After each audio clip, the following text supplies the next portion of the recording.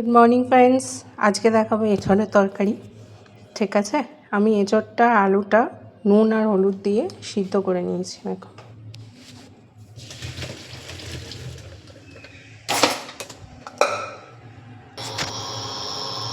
কড়াইতে সর্ষের তেল দিচ্ছি। আজকে তেলটা একটু বেশি লাগবে।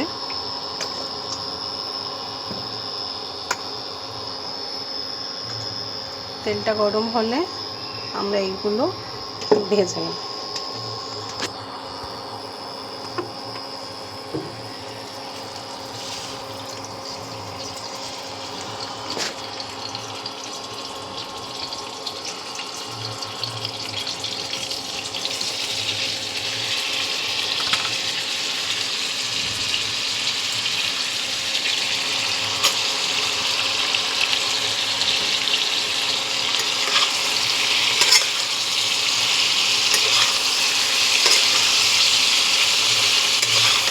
বেশি আমরা নাড়বো না, তাহলে এঁচড়গুলো যেহেতু সিদ্ধ এঁচড় ওর জন্য গলে যাবে। তো আমরা এইভাবে প্রথমে এটা একটু ভাজা করে নেব। এঁচড়টা ভাজা হয়ে গেছে, বা তেলটা গরম হলে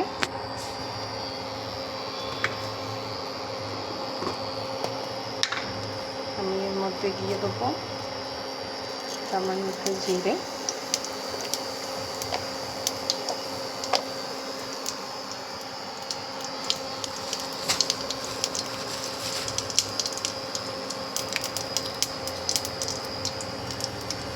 শুকনো লঙ্কা, তারপরে আমি পেঁয়াজটা দিয়ে দিয়েছি। পেঁয়াজটা একটু ফ্রাই হবে।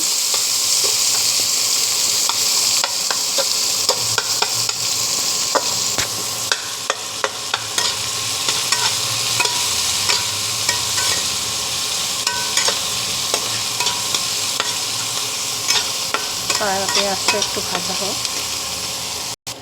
সেটা অনেকটা ভাজা হয়ে গেছে। এবার আমরা এটা আদা রসুন আর কাঁচা লঙ্কার পেস্টটা দিই। এটা ততক্ষণ ভাজবো ততক্ষণ কাঁচা গন্ধটা না চলে যায়। আদা রসুনের গন্ধটা না যতক্ষণ চলে যায় ততক্ষণ এটা আমরা একটু কষিয়ে নেব। এটা একটু ভাজা হয়ে গেছে, এর মধ্যে আমরা টমেটো পেস্ট দিব।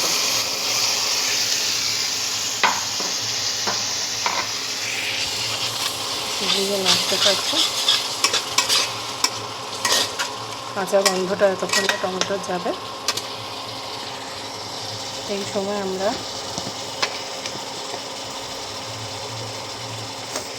এক চামচ নুন,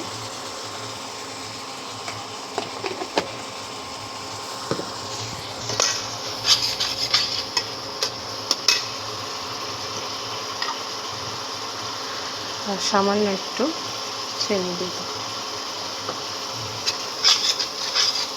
টমেটোর টকটাকে ব্যালেন্স করার জন্য। আচ্ছা, টমেটোটা হয়ে গেছে। এবার আমরা এর মধ্যে কিছু মশলা দিয়ে দেবো।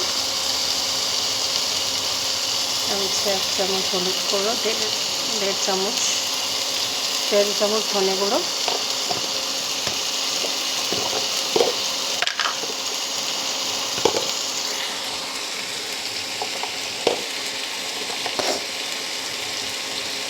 1 চামচের মতো লঙ্কা গুঁড়ো,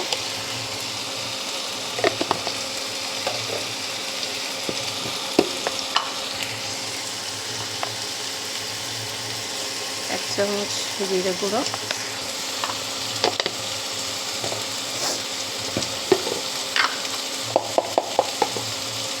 1 চামচ হলুদ। আমরা মশলাটাকে একটু নেড়ে নেব।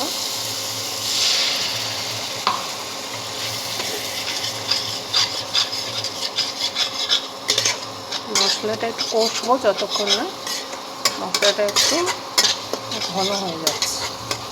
মশলাটা একটু কষাবো। আচ্ছা, এর মধ্যে এটা দিয়ে আমি নেড়ে নিয়েছি। এবার আমি এটা কিছুক্ষণ ঢাকা দিয়ে রাখবো।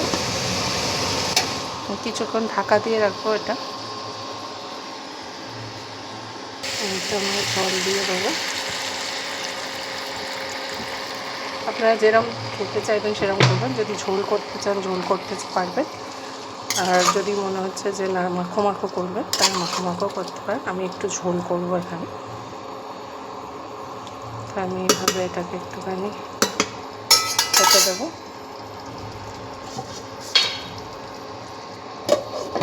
ঢাকা দিয়ে। আচ্ছা, এটা হয়ে গেছে। শুধু এর মধ্যে আমি দিয়ে দেবো একটু গরম মশলা।